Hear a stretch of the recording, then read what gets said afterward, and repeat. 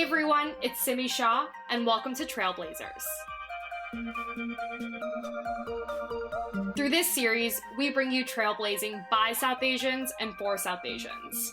We're the torchbearers, sharing the stories of the leaders and innovators lighting the way across the South Asian diaspora. Joining me today is Trailblazers Sujata Day. Sujata Day is an actress, model, screenwriter, and newly minted director. She is best known for her starring role as Cece in Issa Rae's series, The Misadventures of Awkward Black Girl. Over the course of her career, she's appeared in an array of TV shows from Greek to The Secret Life of the American Teenager. In 2017, she produced and sold a short film titled Cowboy and Indian. And most recently, she directed her first film, Definition Please, a South Asian dramedy which just premiered a few days ago in the film festival circuit. As you guys can imagine, based purely on her background, I am very excited to have her join us on Trailblazers today. Yay, I'm excited to be here. This is fun. So obviously the latest and greatest with you is your directorial debut with Definition Please, which just premiered a few days ago. And you didn't just direct the film, you wrote it, you starred in it, you produced it. I mean, how did this story and project come to fruition? Wow. How did it come to fruition? The first nugget of the idea that I had was in a UCB sketch class about 4 or 5 years ago. So I wrote a 4-page sketch, and I was always fascinated by how the spelling bee winners were South Asian American. And me having been my 4th grade class spelling bee champion and then going to regionals and losing on the word radish by spelling it with 2 Ds instead of 1, I always felt really connected to it. So here's the thing. Spelling bee winners always grow up to be physicists. They work for NASA. They're designing robots. I'm sure they're looking for the COVID vaccine right now. So I asked the question, well, what if one of these spelling bee winners grew up to not achieve the success that they had achieved at a young age of being a spelling bee winner? And so when I wrote the sketch, it was obviously very comedic and there wasn't a lot of drama to the story. And then fast forward just a few years later, and it was about mid 2017, I had just went to my first Sundance Film Festival, and my friend Justin Chan had his film premiere there called Gook. And I was just floored by the movie. And at the after party, I was asking him questions about it. And he was like, girl, I just made the movie. You just need to go out and make your movie. And I was like, yeah. So then that's when I took that small, tiny idea that I had about the spelling bee winner and developed it into more of a feature film, bringing in dramatic aspects and really exploring the question of, okay, so she hasn't achieved anything. Why? What are the reasons? And in my film, the reasons have to do with her relationships with her family and how she perceives success.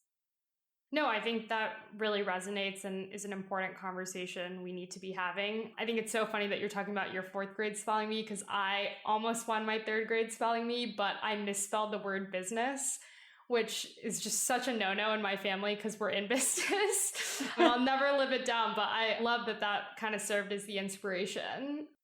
Obviously, you're tackling to some degree this whole idea of the model minority myth. I mean, how much did your own South Asian upbringing impact your writing of this film? Listen, I'm just going to be honest and say that I am a model minority. I love it. I did do well in math and science and spelling and writing, and I got my engineering degree. So I was a good Indian daughter. But the thing is, I also have this love for the arts, for writing, for dance, for singing, for acting. And something that was really great with my parents and my family is they really encouraged that. And I did a bunch of musicals in school, and I did a bunch of plays, and I went to Bharatanatyam classes every Sunday. And they never tried to stop me from doing any of the arts. And I was winning like poetry contests and I was writing songs, and it was always a really great balance. And I think it was more of my decision in terms of studying engineering because I was like, no, my parents are right. Like, you can't, how can you make money in the arts? How can you survive? How can you pay the rent?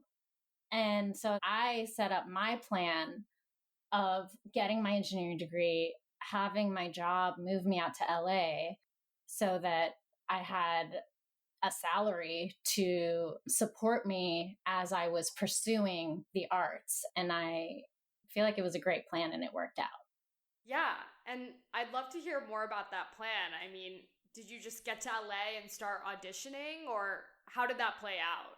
So the plan was in motion while I was in college. Okay. And I had studied abroad in Australia. And while I was abroad, I took so many performing classes. I was getting into all the plays and I was just acting my ass off. I knew that this was what I wanted to do. So I decided to come back and finish up my degree.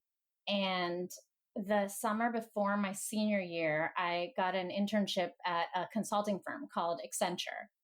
And at the end of the summer, this is before my senior year even started, they offered me a job. And they basically said, where do you want to work?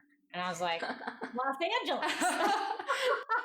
And in my head, I'm like, do they know about my plan? And then they're like, great. So senior year, I kind of just putz around and didn't do much in terms of work in school because I had already gotten a job. So after I graduated 2 weeks later, I moved right out to LA and Accenture moved me out. And then with consulting, I'm not sure if you're familiar with the consulting world, but you don't have to work unless you're on a project. On a case. So I just made sure that I was never on a project. Wow, you really gamed the system. I gamed the system and I made all my phone calls go to my cell phone. And as I was on salary, I was making so much money in my entry-level job as a brown girl engineer. And I was getting headshots, going to acting class, auditioning, doing all the things you do when you move to LA, except I was supporting myself really well in terms of the financial side of things. And it worked out well. And I was there for a year. They had a round of layoffs after I was there for a year. And what was so funny is I think I was on a project for maybe 2 weeks out of that entire year. And they still felt bad laying me off. And I was like, I'm cool with this. Like, I literally never worked for you guys. And they were super sad about it. And I was like, yo, I'm getting severance. I'm getting unemployment. And right after I got laid off, maybe 6 months to a year later, I booked 3 national commercials in a row. So I was like, oh, this was the right path. And I'm doing what I'm meant to be doing. And then a couple of years later, I booked Awkward Black Girl. So that really switched everything. Wow. I think that has got to be one of the most unique stories that I've heard, because I feel like we're really used to hearing about people who made these journeys in which they took this massive leap of faith. There's this like inciting moment in their careers, but you planned for it. You were like, I'm going to afford myself some stability while I pursue this dream. And I think it's important for people to hear that as they consider paths that might be a little bit riskier, to know, hey, there's this duality. It's not just one and done. I have to go this route all at once. For sure. LA is expensive. So you got to make plans. You got to make sure that you have enough savings, that you have a job when you move out here. And all of that stuff is important, because otherwise, if you're stressing about paying the rent or food on the table, then you're not going to be able to concentrate on your art. No, that makes a ton of sense. And so you were talking about how you booked these national commercials, and then I feel like you've been featured in a ton of my favorite shows. Like, I love Greek, I love Buffy. Were there any moments where you were completely in awe and just starstruck? I will say that Buffy was my very first job ever. And Sarah Michelle Gellar was so lovely to this girl who was standing in front of her, very nervous about saying my one line, because she's one of my heroes. And she was so cool. And she made me feel at ease. I remember she said, oh, I like your shoes. And I was wearing like Uggs or something like non-consequential. And I was like, oh, she's cool. She likes my shoes. And it was such a sweet sweet scene because in the scene, she's slapping me, right? And the director, I think, was like, oh, yeah, you got to slap her. And Sarah's like, I'm not going to slap her. And so it's a slap, and I pretend to kind of go, and then my body disappears, and it's a whole Buffy thing, you know? Yeah. But that was really such a wonderful first foray into TV for me that I really appreciate that. And I try to pay it forward when I'm acting with someone new or someone who hasn't done a lot of work before. You know, I always want to be kind and giving and have fun at the same time. Absolutely. And that's great to hear. I think it's important to try and pay it forward no matter what industry you're in, but definitely in this one, especially when you're around people who are coming from underrepresented backgrounds who are just trying to break in. And so, to that end, I mean, is that something you face? Were there any specific challenges or obstacles for you being a South Asian woman trying to work in Hollywood? I mean, there's so many obstacles. I don't even know where to start with the obstacles. Obviously, there was the going in for the stereotypical roles and doing an accent for comedy. I will say there's a lot of nuance about the accent conversation. And I think I enjoy doing it if it's for like, oh, my character is an immigrant from India and I'll do it. And it's played for the drama. But there are instances where it's in a script just for straight comedy, and I don't feel comfortable doing that. And so there have been a lot of obstacles throughout my time here where I was just getting these auditions for side roles or one-liners or really insignificant things where I was like, no, I can do a lot more. Like, let me be the lead. Let me play the love interest. There's so much more that I felt like I could do and I wasn't given the chance. But obviously, over the past couple of years, a lot of that has changed in Hollywood, not very quickly, which is why I had to make my movie. But I think there is a shift happening. And this summer was a big part of the shift. Absolutely. And I want to track back to, in terms of you writing your film, I mean, what is the response you've gotten broadly from it? Well, the film hasn't been released publicly yet, but the response that we got from the trailer was really shocking to me because I know who I wrote this movie for, and it was for brown girls like us. Yeah.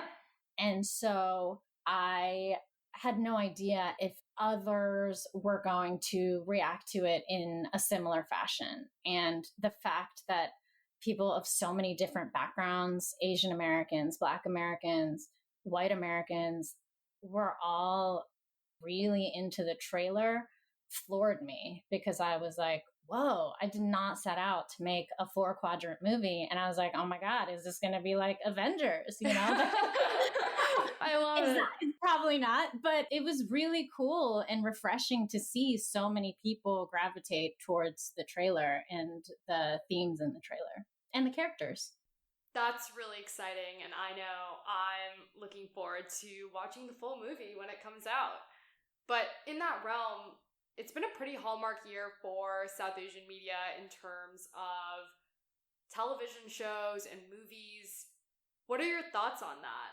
What has it been like seeing that, just given you've witnessed the evolution of South Asian representation in this industry over the past number of years? Listen, I am so grateful and thankful for the ones who have come before me. And that is Kumail Nanjiani with The Big Sick. That is Aziz Ansari with Master of None. That is Hassan Minaj. That is Mindy Kaling, obviously. So many people have come before me to break down those first really, really heavy doors. And it is so refreshing to see a mainstream audience react to these various different projects. And something else that I really love is that Asian Americans have all kind of coalesced and combined. And that is incredibly important because it is success in numbers. And if one project succeeds, then we all succeed. And I've seen that if one project gets a lot of buzz and does really well at the box office or wins awards, then 5 more projects are greenlit. And I just love that because I think there's so many different stories to tell and there's room for all of us. So it's an exciting time, especially over the past couple of years where we have gotten to see ourselves on screen and it's amazing to watch. Yeah, absolutely. And I think it's definitely refreshing to also hear about the solidarity from not just within the South Asian community, but the broader Asian American community, because these are narratives that need to be told. And I know that I would have appreciated seeing more of when I grew up.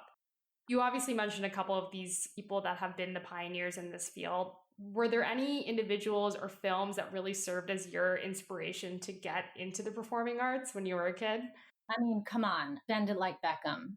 I hope when young girls watch my film, I hope they get the feeling that I got when I saw that movie. I was like, someone is putting my life on screen. I did not play soccer, but I understood the balancing of cultures and going from a garba to a dance in 7th grade. And so that changed my entire view of the entertainment industry. And I was like, I want to be Parminder Nagra, but I also want to make movies like this because there are more stories like this that are very different. So that was one of the biggest inspirations for me to get into entertainment. Definitely. After I binged Never Have I Ever, I was like, I just have this craving to watch Bend It Like Beckham. And I watched it and I was like, yep, 5 years later and still just as good as when I first saw it. It's so fantastic. Yeah, it's an incredibly well done movie.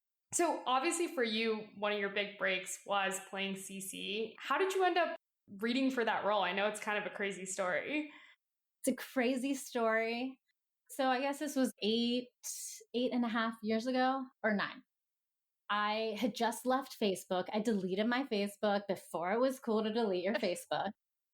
And I was like, okay, well, I need a new social media. So I joined Twitter and then I started following a guy named Josh who was film TV diversity. And he would every day post things like, here's 5 people that are directors. Here's 5 people that are writers of color. Here's a couple people that are producing things. And Issa was one of them that he had tweeted out. So I followed her. She followed me back.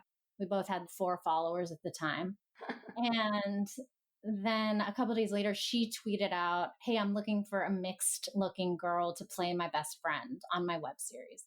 And I wrote her and I said, hey, I'm not mixed, but this is what I look like. Just let me know if you want me to come in. And then she's like, yeah, come to the audition. Here's the address. So I like drive up to the audition. I look over and it's a house in a neighborhood, which is super shady. That's one of the first rules of acting is don't go to an audition at a house, even if it's in like a really nice neighborhood. Yeah, you don't want to go to an audition in a house because you'll get Harvey Weinstein or something, you know? So I was like, oh, I'm ready to drive off. And then she walks out of her house and she's on her cell phone. And I was like, it's fine. It's a woman, which is still not the right attitude because even a woman can hurt you. But I was like, whatever, it's a girl. So then I go in, everything's totally fine. I'm reading the scene with her brother. And I don't know, it took about like 5-10 minutes. And then I left and I was like, okay, cool. That night she emails me and she's like, hey, you got the role. We're going to be shooting here in 2 weeks. So then in 2 weeks, I went down to Inglewood to her dad's doctor's office and her brother was manning the camera, which had the microphone on the camera. I'd done my own hair and makeup and it was just the 3 of us shooting the hallway scene from episode 3. And we were done in 20 minutes and she was like, great, thank you. And I was like, what did I just do? Like I just left and I was like, okay, I'm not getting paid. That was just one of those acting things that you just chalk up. And then obviously after that, we all know the story. Did you expect it to blow up the way it did? No, none of us expected it to blow up. And then when we saw how Black women and Black girls were reacting to it, it was a mind-blowing thing because maybe Issa and Tracy, who also co-produced it, were aware that they had never seen a character like themselves on screen. And it was a testament to creating work for people who have been ignored for so long in the media. And that was definitely one of those moments where I was like, oh, Issa's telling her Black girl story. I want to tell my brown girl story so that brown girls also feel this way when they watch a piece of film or a piece of television. Definitely. What was the experience like working on that set? What were some of the biggest takeaways from that role? Oh, wow. I mean, that role was like me. You were playing yourself. That role was like me, but a little bit over dramatized. But it was really fun. We worked on the weekends because a lot of the cast and crew were friends of Issa's from Stanford. So they had real jobs during the week and we couldn't shoot during the week. I think my favorite moments were just when we were all hanging out and we would go to Palm Springs for fun for the weekend. And we would go to different parties. We went to like Donald Glover's birthday party before he was childish Gambino. And I was like, oh, this is fun. And he was on Community at the time and it wasn't like a big deal. It was so interesting because his sister was a fan of Awkward Black Girls. So he ended up being in the season finale of season 2.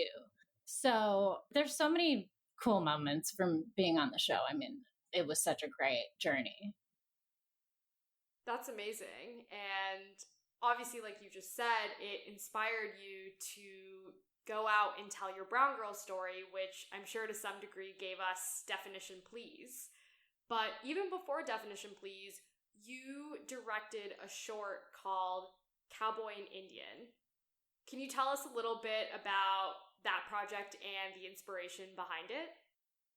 Yeah. So Cowboy and Indian, I always get inspired by little phrases or just things from my life. And with Cowboy and Indian, I just thought it was funny that I was Indian and then I could do like a play on words in terms of, okay, so it's going to be about me and a cowboy. So then we'll figure that out.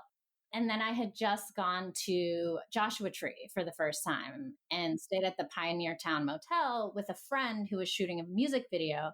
And I was so inspired just by the landscape of Joshua Tree and the desert vibes of it. So I was like, okay, well, I'm going to come back to Joshua Tree and shoot Cowboy and Indian after I write it.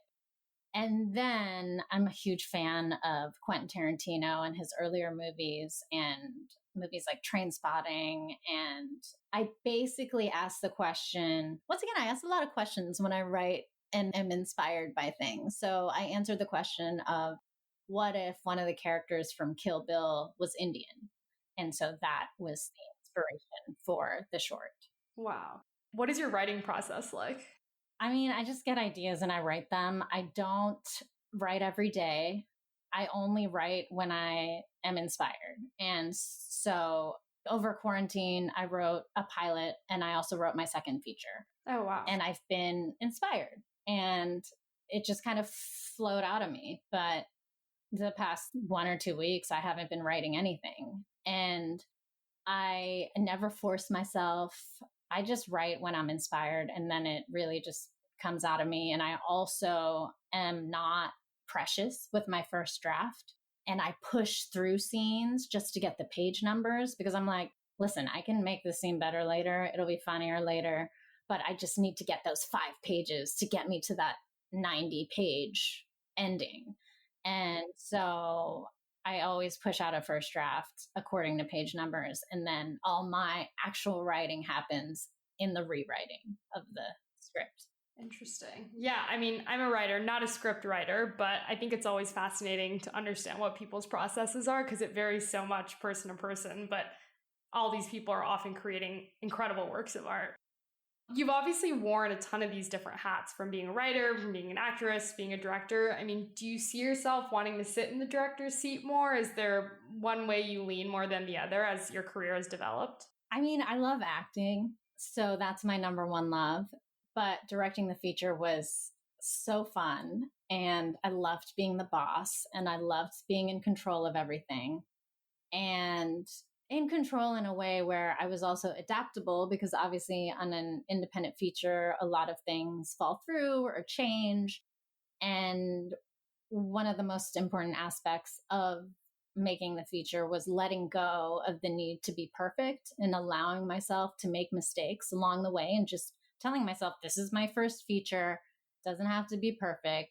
And something that really helped me understand that is watching filmmakers that are super popular now and successful in making $200 million budget films and watching their first films. And you're like, oh, like he wasn't doing that in his first film. So it's really inspiring because I'm like, oh, I'm going to grow from this. So I really enjoyed directing, but acting is definitely my first love. Yeah, it's interesting to see that you can pick up on some of those things. I mean, I think the average person would not be able to, but it's cool to see that you can see that manifesting and what you're able to recognize yourself. What's been the best part of your latest project? Definition, please? Yeah. I mean, the best part about it, well, number one, the least favorite part about it is the coronavirus hitting. Yeah. Because we were supposed to premiere live at a bunch of film festivals over the spring and summer, and that would have been obviously so fun, watching the film in a theater full of an audience. So we can't have that experience, which is fine. So we moved on from there. The best thing, I think, is the reaction from people, because I never could have imagined this insanely positive reaction to the trailer and hopefully the movie, because we all, the cast and crew, my family, we all put so much into the movie that it's cool to see it pay off. And I imagine it's also been exciting getting to work with a ton of other South Asian creatives. Yeah, I mean, that was a given. I am friends with a lot of my fellow South Asian American actors. So in terms of casting, I just texted them and I'd be like, hey, you want to be in my movie? I'll send you a script. And then they would be like, okay, yeah, send me the script. And then they all said yes. And I'm so grateful that they said yes, because every single one of them plays a really important role in the movie, no matter how big or small. And it was really great just working with really talented and kind South Asian American actors. Also imagine even just getting the opportunity to work with these people to tackle some of these, or, you know, interrogate and demystify some of these tropes and these conversations that we don't always have about mental health and such are probably really exciting. I would also be curious to hear, I mean, obviously you are releasing this feature, you come off a number of different projects. What's next for you after this? Well, like I said, I wrote a pilot and a feature during quarantine, and I am attaching actors to my feature as we speak. And it's once again a fully South Asian American cast. And I'm really excited about it. It's an absurd comedy and it's so fun. And then with the pilot, I'm working on it with a awesome production company, and we'll see what happens with that. I've been in so many situations where production companies and studios have bought my stuff and then I'm just waiting and nothing ever happens. So I don't tend to get super excited about things until it's actually happening, but it's been fun working on the pilot as well. And then I have another show that is loosely based on Cowboy and Indian that is also at a studio, and we are in development. So, I mean, in development can mean so many things, but there's a lot of stuff, and it's all very, very specific South Asian American content. So that's super exciting. I'll have to wait to see some of these different projects. In that realm of playing this waiting and patience game, I mean, what advice do you have for aspiring South Asian creatives and people that are trying to break into Hollywood? Whew, you have to be patient. And it's tough. It's tough. It's a roller coaster, because even just as an actor, auditioning several times a week and getting rejected and not booking the role, you can't let it affect you personally. And that's why I turned to writing and creating my own roles. And I think anybody who's coming into entertainment, it's important for you to do that and put out your own projects, because there's absolutely no excuse anymore to not be either making a web series or doing TikTok videos or making an IG series, whatever you want to do, whatever platform that you love, just make something on that. I'm watching so many funny TikToks with like Indian kids with their parents. And I'm like, this is hysterical. This grandma needs to be on TV. And I'm so inspired by this creativity of a younger generation. And I hope that for someone who is interested in the whole Hollywood of it all, you don't even have to move out here to create, just create from your home in Michigan. And I will probably watch your videos and fall in love with your mom. So I was recently talking to some people about how there's this whole like South Asian TikTok subculture, and we love it. Like we have a presence on all these platforms now, which is really exciting. Yeah, it's cool. It's fun to watch. I want to ask you one last question. What is the best piece of advice you've received over the course of your career? Issa Rae saying, I'm writing my Black girl story. You have to write your brown girl story. Wow. And you clearly did write it. And I wrote it. I did it. I know. I'm super excited to see more of your work, especially Definition Please. But thank you so much for having this conversation and for doing what you're doing and amplifying brown voices. Definitely what we need, and really excited to see what you do next. Thank you. Thank you, Simi, for having me. This was great. This is a podcast from Trailblazers Media. For more content on South Asian trailblazing, follow us at South Asian Trailblazers on Instagram and Facebook.